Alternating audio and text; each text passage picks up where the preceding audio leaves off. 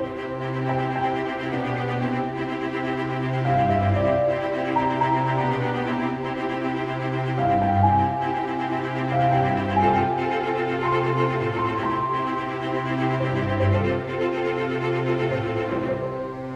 everyone, and welcome back to Superboy Beyond. And I know that some people are probably going to be thinking, why are we doing a commentary on this episode? Like, this was the first commentary I was part of for this channel.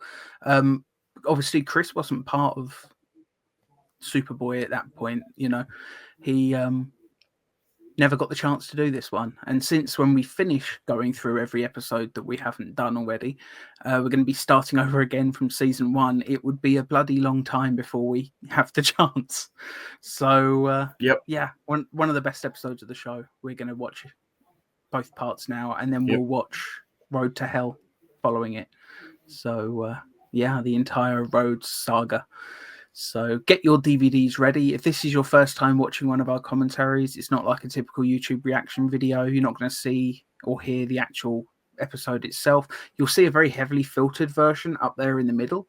That's purely so you can keep in time with us. You know, somebody knocks at the door, phones you, you know, any number of things that could mean that you need to pause the show. But yeah, if you get your own copy of the show, we'll count you in with a 3, 2, 1 play. As long as you hit play when we do, we'll be, you know, off and running. So yeah, get your DVDs ready. This is season 3, episode 5, Roads Not Taken, part 1. In 3, 2, 1, play. It has been a long time since I've actually watched this 2-parter. So really, this is one of those ones that I must watch at least once a year. So it's not been that long for me. I don't remember what the last occasion was. I think the last time that I watched it was when Superboy was still on Tubi, which was like a year and a half ago now. Yeah. Still hoping it goes back there at some point. You know. Well, having it on a free streaming service was just such a great thing. See, it gave so many people the chance to actually watch the show for the first time. Yep. So here we are in Dr. Winger's lab.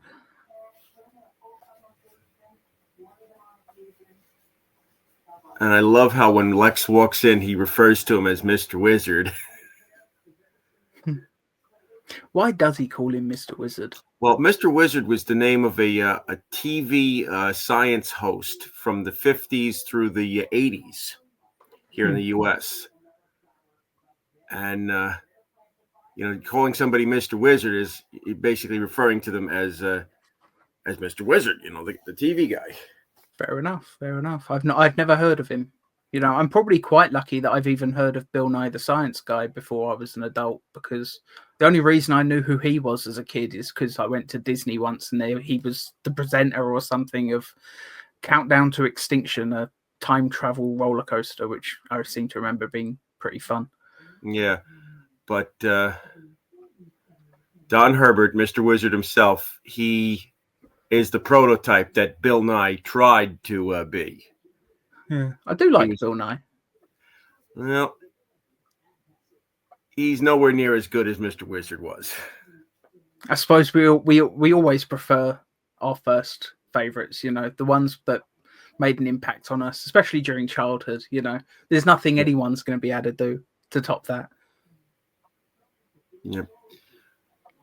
And yeah, great line there. There's not cows on other planets, none Clark's ever been to. Yep.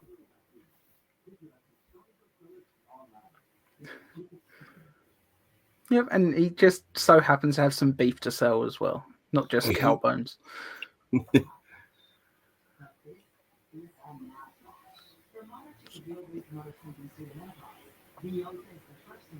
Now, this kid, the messenger, he does show up again later in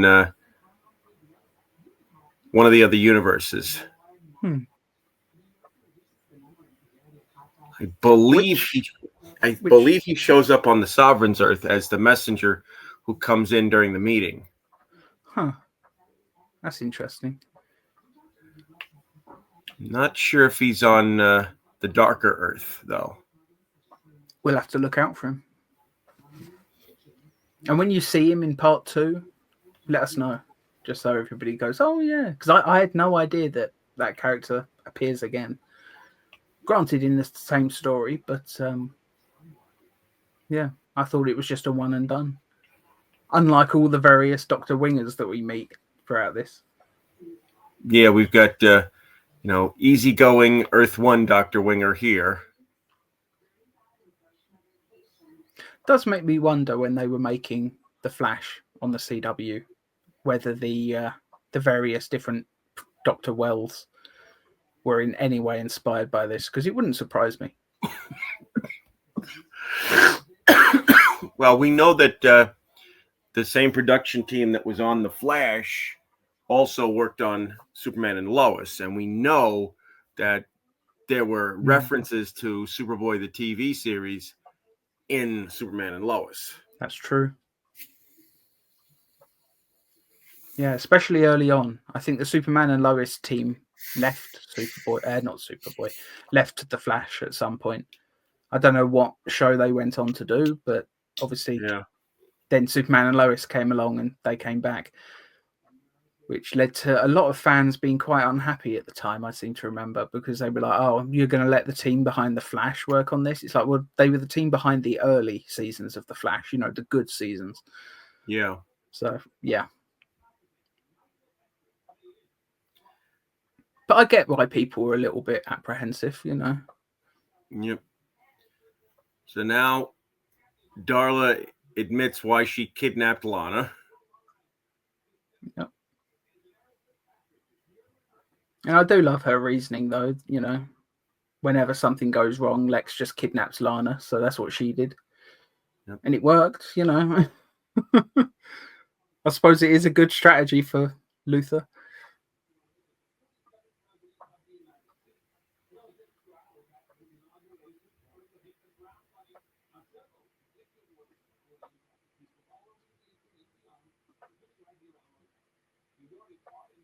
And I do like that little reference that time machines have been invented before. Yep. I wonder if it is a reference all the way back to season 1 with Hollywood. But and of course to season 2 with the same time travel machine with Microboy. Right, yeah.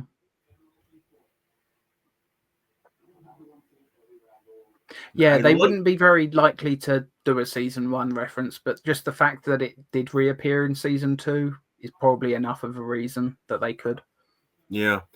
And I like how Kenneth Robert Shippey is very manic here. As he's explaining things, it's almost like he's giddy. Ooh, somebody's actually listening to what I'm saying. He'd probably have made a very good Dr. Emil Hamilton. If I was going to cast that again and this role didn't already exist, he'd definitely be in the running. I think he'd be damn good in that role. They're basically very similar characters. The way he gets all giddy, like, I don't know, add a little bit of nervousness as well, so you could do a little bit of the Lois and Clark thing, because I quite like that version of the character too. Yep. Yeah.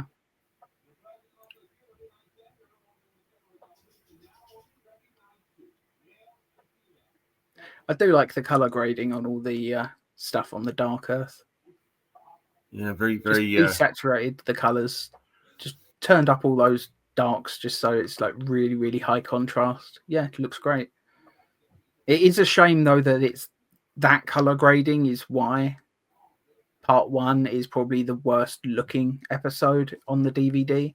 It's just the way it was edited back then, like it just turned up the color noise, and it's just, yeah. Kind of wish they would, just remaster maybe just this episode from the original film, recolor grade it.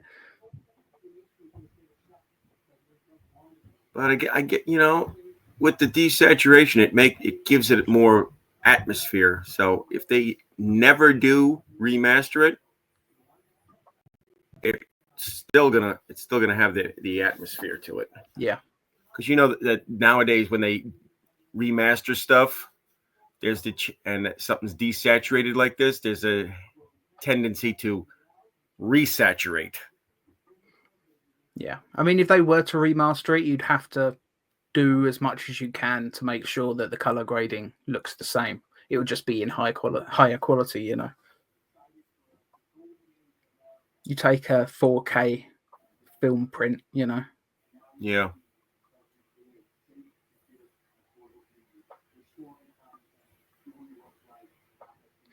Yeah, this Earth just clearly just absolutely went to shit after Superboy did what he did.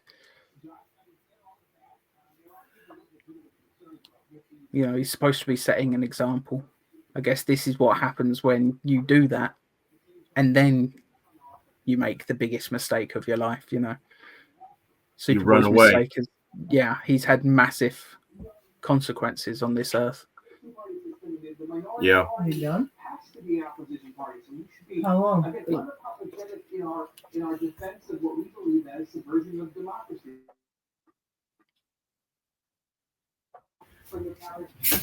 Sorry, my sister opened the door. That's cool. Yeah, another 12 minutes. Yeah. So looking at this scene right here when he's walking through the cemetery, it's very bleak. Indeed. Because you wouldn't think of just cemeteries as just being wire crosses and then one gigantic mausoleum. Yeah, I wonder how much of that was about building tension and tone, just purely because you see all of those like pretty cheap looking crosses and then you see Luther's headstone. It does make a real impact, but part of me does wonder if that's just because it would have cost more money to make better quality headstones. Yeah, or even film it in an actual cemetery. I mean, that would cost a fortune, though, location shooting. Got to worry about the weather and crowd control, you know. And whoever designed Lex Luthor's marker did such a great job on it. It evokes, you know, President Kennedy's eternal flame marker in Washington, D.C. Mm.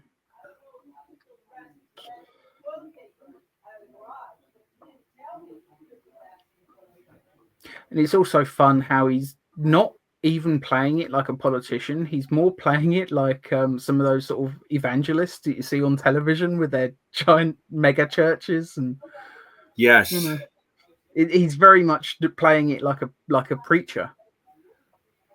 Yeah, like a Jim Baker. Mm. Which, I mean, this was the era when, you know, a lot of those preachers was, you know, failing because of all the scandals that were coming out. Still going though. People don't seem to care, which is a little disheartening, I must admit. But it makes sense as well because he's basically trying to put himself forward as essentially the second coming at this point. You know, okay, he's making it sound like he faked his own death, but he's talking about resurrection. He's using the word. You know, the implications are clear. And yet he's not talking about resurrection because he's basically saying that, you know, Superboy killed an imposter. Yeah. That he's been hiding for these last couple of years. It's almost as if his speech is just made up of a load of buzzwords that he knows will have an impact, but he's not actually trying to make everything make sense. He's just saying what he thinks will work, which is very Luther, I suppose. He has great plans. He just doesn't quite think them through properly. Yeah, very reminiscent of, you know, like the Nazis and all that. Oh, yeah, very much so. Yep. I do think Sherman Howard delivered this speech so well. Well, you know, he's such a great actor. I mean, he could do pretty much anything.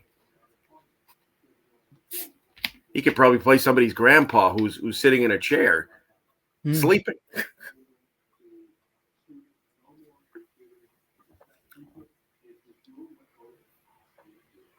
Because he does realism in his characters without going the route that some of those actors. What's that school of acting that people immerse themselves into the character to the point where they're not even there themselves. Method acting. Yeah. Yeah, I doubt he went method for it, because I don't think you have time to do that on television. But man, he just delivers it with so much menace, It's funny how Sherman Howard, he's simultaneously probably the wackiest of all the Luthers, but also one of the most menacing at the same time. Like he's a very interesting version of the character. And of course, as soon as he sees the S, he gets really scared. Yeah. Until he realizes which S it is. Yeah.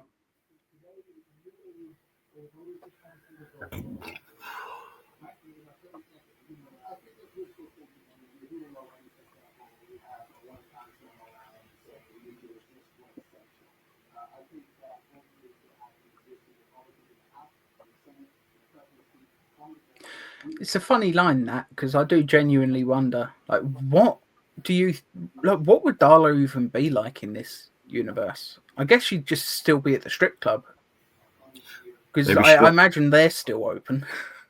Yeah. The world is almost post-apocalyptic, but I'm sure the strip clubs are still going. But in a lot of ways, this world is very much opposite of what happened on Earth 1. So there's a good chance that maybe after Lex's death, Darla realized, hey, my life sucks.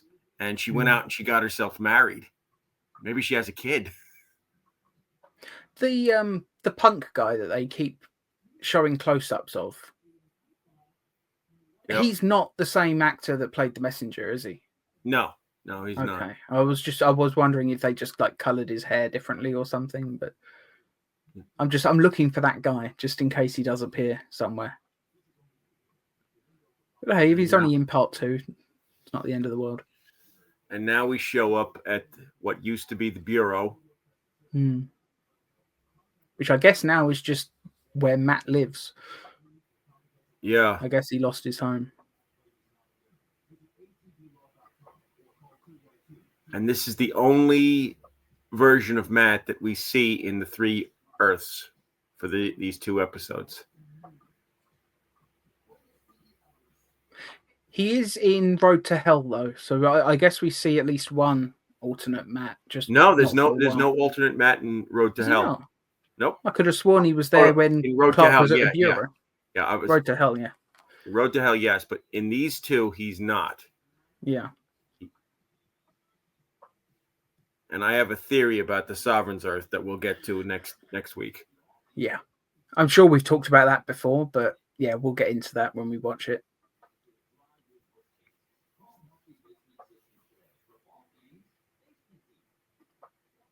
This is just such a great scene. I think the only thing that lets it down is just the quality of the compositing with the matte painting in the background. I just don't think it quite looks good enough.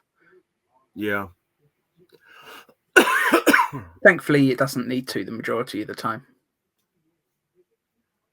Yeah, and as I pointed out when we had Gerard on a couple months ago, seasons 3 and 4 are very much character-driven episodes, and this is a prime example right here. They take great science fiction, trope, the alternate universe, the what if I screwed up, and they turn it into a true character-driven episode.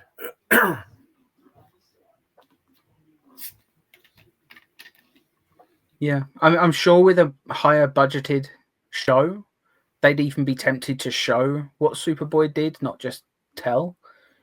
But I actually prefer the fact that we don't see it, that we just hear Superboy's version of events, It's all we need. But I think with the modern show, I think they'd be tempted to actually show that as a flashback. Yeah, I mean they did it on Justice League Unlimited with the Justice Lords. They actually kind of showed him killing Luthor. Hmm. And it seems like anytime, DC projects have done, a Superman goes bad, where it's not, Ultraman of the Crime Syndicate, it's always precipitated by him killing Luthor.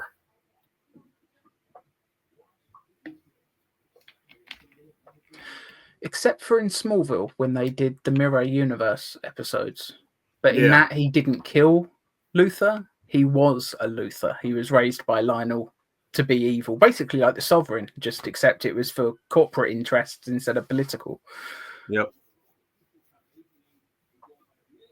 And yeah, this is my favorite version of Dr. Winger, just because he's just got that ridiculous wig on. Yes, heavy metal Dr. Winger. Yeah.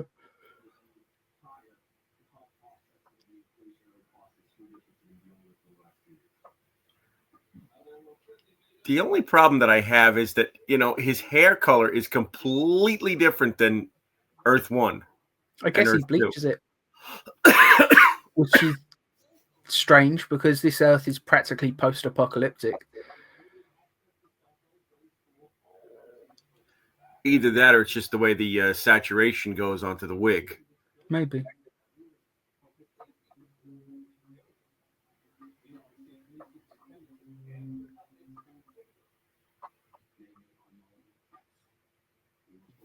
I do like the set, the way they've got the light going. They've got like the smoke machine seemingly going full blast. It's just got great atmosphere. Don't use it much anymore. Is the smoke machine? Yeah, I miss when filmmakers would use a smoke machine to add atmosphere. Like Spielberg used to do it all the time. Like some of his early stuff is just full of like these really misty looking shots. Yeah. More TV shows these days need to crack out, the smoke machine. Yep. And it just surprises me that Clark didn't think ahead that Lex would be bringing the kryptonite with him. But also thinking, he's on an Earth where people hate him. Why would he think he can trust Dr. Winger? Yeah. He can't trust, even Lana has turned against him. Well, she didn't so much turn against him as she just turned her back on him. She pretty much hates him, though. Didn't she say that everybody hated him? Everybody hated Luthor, and it's just like, but he didn't deserve what you did to him and all of this. Like, she pretty much completely turned her back on him. Yeah. But, what we see in season 4 with Lex, yeah, he kind of does deserve it. Yeah. I mean, let's face it, just from the story that the Dark Superboy told, he kidnapped a bus full of kids and some of them died. Like, Lex Luthor murdered those children, If he doesn't deserve to die for that, who does? I suppose the only difference with our Superboy from the Prime Earth would be that I suppose he would just send him to prison for the electric chair, even though it never seems to take. Yeah, it's an interesting one. If you look at it through the modern lens, where Superman is very much a beacon of hope. I know that hope is very much something that Zack Snyder popularized, but it is something that I do appreciate. Superman as the beacon of hope. And when you look at this story, it is really about what would happen if he lost hope himself,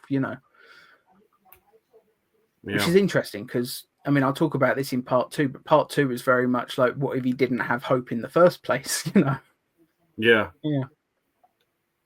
Yeah, this story was mostly, what happens when the hero goes down a dark path? What happens when he does something stupid that causes the world to basically go to hell? Yeah. Then the next episode is where it's where it really shows hell. Yeah. Yeah, let's face it, part 1, he was still the Superboy we know and love for a long time. Several years, you would assume. And then he turned bad. Whereas on the other Earth, he was raised I to be don't. I bad don't from the very necessarily start. call it turning bad. I necessarily just say that he made a mistake. You know. Yeah, maybe you- turning dark would be a better term. He I went look dark. at it. I look at it more in the sense of, you know, when you see a police show, and the cop makes one mistake, he kills somebody, you know, and then it because of his conscience, he just loses everything, Yeah, you know. The Sovereign, on the other hand, has no conscience. yeah. That Superboy didn't have hope to begin with, you know. Yeah, he was literally raised to But be what being he is. raised by essentially a Nazi. Pretty much, yeah. There's definitely just they're pulling on so many different areas of just fascism in general and creating kind of an amalgam. Yeah, very, very dark character, which we'll get into next week for sure. Yep. Yeah, just a phenomenal first part to the episode. I know everybody's favorite seems to be part 2 with this 2-parter, but I think part 1 has a lot to offer. I think it's got great atmosphere. I think the atmosphere, like just purely from a visual standpoint, I think atmospherically, part 1 is actually the stronger looking episode. Because part 2, let's face it, they just added a red filter over everything, which works, but it's not quite the same. Although I seem to remember they added the red filter in, you know, the moments where he's with the resistance. When it's a he's very out, subtle red filter over the whole second part, though. yeah, but when he's out in that one sequence when he arrives on the Sovereign's Earth and the troops come up to him, it's very much, there's no filter at all. It's just daylight. I'd say it's more like it's still daylight, but there's a slight sepia tone to it, which I think is still just the red, but it's just turned way, way down. Maybe just, you know, the sunlight drowns out the color grading a little bit more on those scenes. But I guess visually strong. The subtleness that they used on it was to make it look very much like a World War II era piece. Absolutely. And I mean, the technology that they're using in that episode in that Earth is very 1930s, 1940s, 1950s. It doesn't seem to be any TVs. Yeah, I mean, they're all using radios. Like Superboy talks to his public via basically a radio device. You know, they're all dressed like they're in like the French Resistance type era of like World War II. Like it's very much a sort of 1940s look to it. Yep. Which I actually really like. I think that's one of the strongest things about the episode. But yeah, we're really just talking about part 2 now, which is actually coming next week. Yeah. So we'll save that for then. But yeah, part 1, I think Luther's whole like playing the whole part like a evangelist, like preacher, like a TV preacher, I think is very well done. I think the writing is pretty strong. I think the performance is strong throughout the entire episode. I think every actor puts in a solid performance. Yeah, just a very, very strong episode. But we will grade them both at the same time, so we'll give Roads Not Taken as a whole a score next week. Yes. So be sure to tune in for that. We'll see you next week. Yep. Bye.